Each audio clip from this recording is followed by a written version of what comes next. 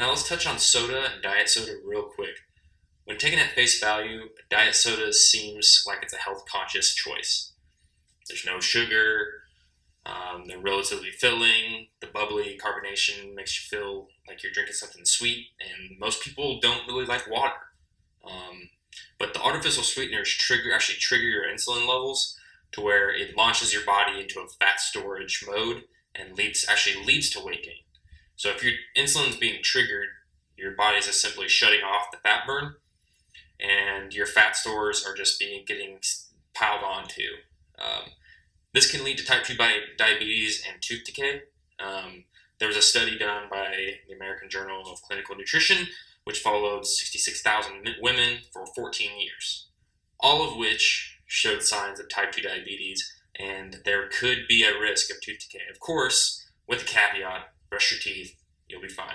However, in this specific study, there were underlying links and correlations, very close standard diff correlations that showed the more diet sodas you drink actually are not healthy for you.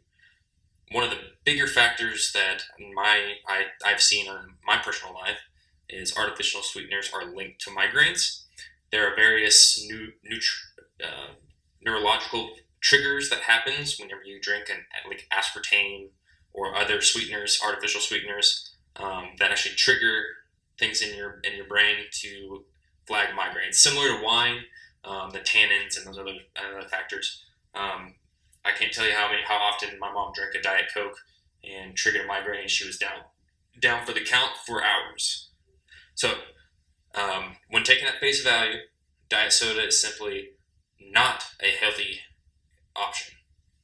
So let's move on and tackle how to combat this the consumption of sugar substitutes can cause the body to have trouble identifying and breaking down sugars.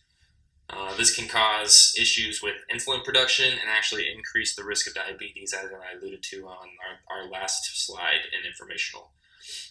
If you are truly struggling to drink water, actually, that absolutely hate the taste of water, then substitute sparkling water.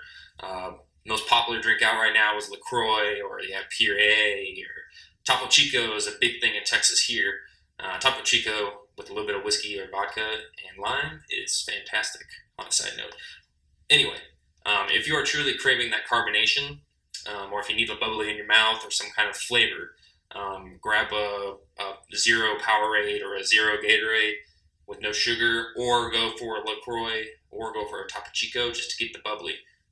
The idea here is you're tricking your mind and resetting your body to cover that carbonation craving. You're simply targeting the craving at the root, which is your mental cravings for that. So let's reset that mindset to think sparkling water first, rather than Diet Coke, or rather than soda, or rather than regular Coke or Dr. Pepper.